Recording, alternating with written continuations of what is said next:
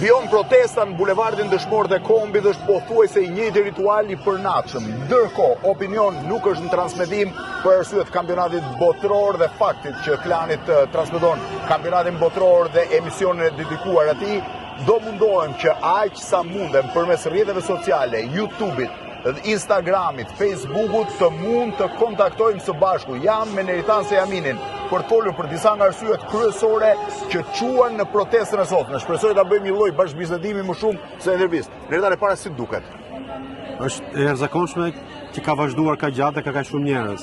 Është e jashtëzakonshme përbërja, është e jashtëzakonshme mënyra se organizohet. Është diçka rrallë në Shqipëri, që ndodh shumë rrallë. Në fakt, e pa organizuar nga partitë, pa pasur një kohë, diçka ku ende nuk e di kush është drejtuesi dhe qytetarët arrin mblidhen shesh, është diçka që nuk ka ndodhur me përshtim të Mua dje mu desht hecja nga këtu deri afër sheshit Skënderbej dhe ti shikon që po largohesh nga podiumi nuk dëgjohet çfarë flitet, po të gjitha të organizuar me parullat e tyre, me idetë e tyre dhe një farë manifestimi edhe i energjisë, edhe i dëshirave, grupe të vogla. Nuk janë fjalimet, janë pjesëmarrja e njerëzve jashtë, sesa fjalimet shpesh herë ka kakofoni, si çdo njeri flet sipas idesë që ka. Në fakt, pse nisi kjo protestë Neritan? Disa herë në studio kemi folur për faktin që politika s'po kishte më fuqi që t'i nxirrte njerëzit në rrugë, pra opozita plasë se që Partia Socialiste kishte fituar një lloj arrogancë të pa jo normale. Çfarë ka ndodhur? Kuptohet që Zvërneci ose më saktë ato pamje që u shfaqin në Zvërnec, ku një pjesë e tokave ishte rrethuar, Bregdeti ishte rrethuar nga disa polic privat të zinj, skena rrajes ishte vërtet që të prekte. Po kjo ishte vetëm dhe kjo ishte nxitja. Kurse pjesëmarrja sotme dhe çdo gjë që ndodh nuk ka të bëjë fare me Zvërnecin. Kjo është përtej kësaj. Kjo është e dukshme, domethënë. Dhe ajo gjë që duket që është e qartë kudo në fjalime, në parulla, në ngazllime njerëzve është që këta njerëz janë të revoltuar ndaj gjendjes që është Shqipëria sot, gjendjes politike, gjendjes ekonomike, e cila nuk afron për ta. Eksaktësisht tani, sepse gjendja politike ekonomike ka qenë më parë. Një vit më parë Rama mori 83 mandate më shumë se sa kurrë ndonjëherë në historinë e Partisë Socialiste, kam përshtypjen. Pse nuk ishte pak kënaqësia një vit më parë dhe shpërtheu eksaktësisht sot? Por domethënë kjo nuk është shumë e rëndësishme pse tani. Dikur fillon, gjithmonë kupa mbushet dhe pastaj mjafton një pikë, një ngjarje e rastësishme që mund të ndezi reagimin e shumë njerëzve. Por pavarësisht fitores apo jo fitores Partisë Socialiste apo çdo qoftë, pakënaqësia në Shqipëri është e jashtëzakonshme. Shifrat e emigracionit tregojnë që pakënaqësia është e madhe dhe deri më sot ka ndodhur ajo gjë që njihet në historinë politike të botës, po edhe në teorinë politike që njerëzit zgjedhin të largohen. Quhet exit. Kurse sot njerëzit po zgjedhin që të dëgjohen. Pra deri më sot reagimi i njerëzve ka qenë largimi. Ka qenë një opinion i përhapur që këtu asgjë s'ndryshon, që këtu asgjë nuk ja vlen, e vetëm asgjë është të largohemi. Për herë parë kemi njerëz që po thonë, ne duam të jetojmë këtu dhe ndoshta ne mund ta ndryshojmë këtë gjendje. Si shpjegohet që opozita e cila ka protestuar çdo të hënë në shesh prej 6-7 muajsh nuk ka arritur të ndezë qytetarët. Protestat partijake gjithmonë janë kufizuara. Patjetër. Kurse kjo është një protestë e cila nuk ka lidhje me partitë, pavarësisht se partitë mund të jenë për çfarë mund të ndikosh. Një sy sheshit vëre që pjesa më e madhe e tyre janë jo votues. Janë njerëz që nuk kanë kjo është gjë më e rëndësishme. Është më kollaj të dalësh në protestë, në një protestë partijake. Protesta partijake kanë dhe kufizimin që jo të gjithë duan dalin, edhe nëse duan të protestojnë. Kurse këtu mund dalin të gjithë. Pse? Sepse nuk kanë ngjyra partijake dhe kjo është e rëndësishme. E para e dyta edhe një lloj rituali i cili është më i rëndësishëm nganjëherë sa vetë. Dhe e dyta është që ti ke shumë njerëz që janë pakënaqur me gjithë elitën politike dhe nuk duan thjesht të largohet dikush. Me gjithë elitën shqiptare, politike, mediatike, biznesi. Pra po të flasim ne sot, kjo është një krizë e sistemit që ne kemi ndërtuar dhe elitës politike ekonomike. Se falimentoj sistemi këto vitet e fundit? Po është një sistem jo produktiv. Po të shikosh ekonomia shqiptare sot është ekonomi parazitare. Po bëja një analizë, mora 100 bizneset më të mëdha në Shqipëri, janë të gjitha me përjashtime të vogla tek këtu 10 nga 100 më të mëdha, janë biznese parazitare që jetojnë ose me kontratë. Parazitare do të thotë nuk prodhojnë, nuk kanë inovacion, nuk prodhojnë, nuk krijojnë vlerë të shtuar dhe janë në sektor ku vlera e shtuar është minimale. Për shembull, jetojnë me koncesione shtetërore, me monopole shtetërore, me kontrata shtetërore dhe në sektor të cilat nuk janë produktiv, siç janë ndërtimi apo tregtia. Sektorët që krijojnë zhvillim dhe krijojnë mirëqenie janë sektorët ku ka prodhime të sofistikuara, ka fabrika, ka manufakturë, ka shërbime, ka teknologji, e tjerë, ajo që quhet ekonomia dijes. Ekonomia shqiptare sot nuk ka, veçanërisht mbas futjes së krimit në ekonomi, sepse ngjarja më fundi që ne kemi sot. Kjo është gjëja më tronditse që ka parë. Që ne dinim, por ne kemi folur. Nuk mund t'i shohësh edhe përgjime të regjistruara që krimi dhe unë e kisha dhe një që ti nuk mund t'i jesh dhe biznesmen dhe trafikant. Ashtu, tani. Këto janë dy gjërat nga. Kjo që doli së fundi bën e qartë, ne kemi folur anash me shifra, kemi thënë që në Shqipëri pastrohen para, po s'kemi pasur prova të sakta. Vetëm grupi i fundit nuhatje dhe tek të dhëna indirekte, por grupi i fundit tregoi dy gjëra. Pjesa më e madhe në timin të Shqipërisë është financuar nga parat e krimit. Po të shikoje, grupi më i madh që ka ndërtuar në Tiranë, 15%, grupi kryesor 50% e gjitha ndërtimet të larta ka ky grupi i parë.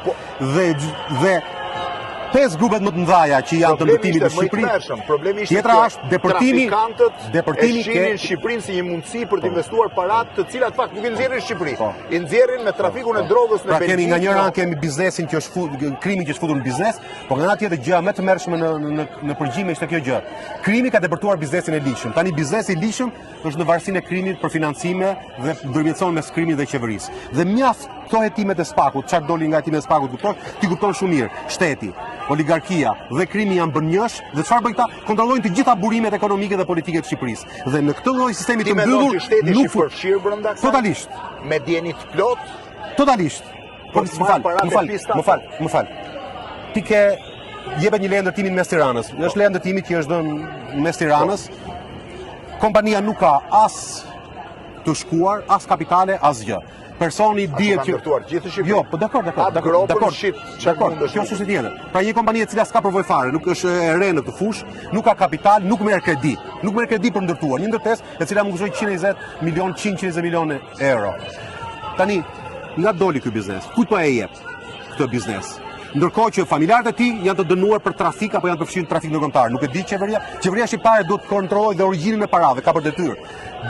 Sepse këtu nuk kemi vetëm qeverinë. Kur themi qeveria kemi tatimet, kemi kontroll, kemi prokurorin, kemi shikun, kemi pasimin e parave. Pra ky është shteti, kjo është qeverisja. Këta të gjithë kanë falimentuar. Ti mendon që nuk e din organet tatimore apo shiku gjitha se kush është burimi këtyre parave në këto kullat e mëdha? Ti nuk e di, këta janë persona. Jo, kullat e mëdha, xhan, sa do janë dhe projekte. Po marr këto, po.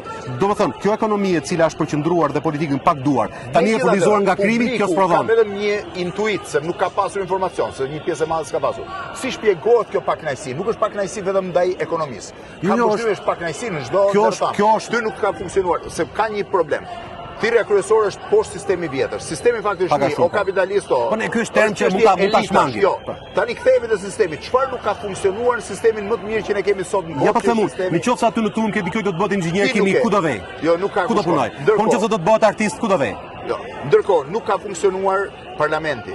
Pra nuk ka funksionuar jo vetëm pushteti politik, që do të thotë, mazhoranca nuk ka pyetur fare për opozitën në parlament. Ka pasur çarje të opozitës. Sot bëre për shembull. Të gjitha institucionet kontrollohen. Presidenti i vendit nuk ka thënë një llaf për protestën. Ai mund dilte deklaronte edhe që ne jemi pro investime amerikane, nuk ka rëndësi ku i qendrim. Avokati i popullit që dikur reagonte nuk ka reaguar. As ministri i mjedisit, që është një çështje që gjithë mediat botërore përkatësojnë mjedisore më shumë, nuk ka asnjë deklaratë vetme. Unë nuk e di bile si quhet akoma. Ja ta them unë. Këta kanë poste, por nuk kanë pushtet. Di pushteti është përqendruar në duart e kryeministrit. Këta të gjithë jetojnë me miratimin e kryeministrit. Di pushtetin e ka kryeministrit. Rama është i vetëm në kuptimin, po të duash ti në kuptimin filozofik, por Rama është kyçi i shumë interesave ekonomike dhe politike. Dhe Rama nuk është Rama, janë të gjitha ato interesa oligarkike dhe interesat e krimit që janë me Ramën. Një kryeminist këto doj kryeministër. Ramën apo dikto që nuk i jep leje ndërtimit të tij. Pra Rama është i vetëm në kuptimin politik, i shkëputur nga populli, por Rama i është mënyrë e rëndësishme për të gjitha këto interese ekonomike. Ai trondit Ramën. Pa diskutim. Po të shikosh strukturën e pushtetit të Ramës. Një nga elementet më të fortë të pushtetit të Ramës ka qenë imazhi ndërkombëtar dhe mbështetja ndërkombëtare. Kur ai është parë si një inovator, i cili këtë vend po e zhvillon dhe po e fut në BE. Imazhi i tij ndërkombëtar është shkatërruar. Një. E dyta është vrarë frika e njerëzve. Deri dje njerëzit thoshin nuk bëhet.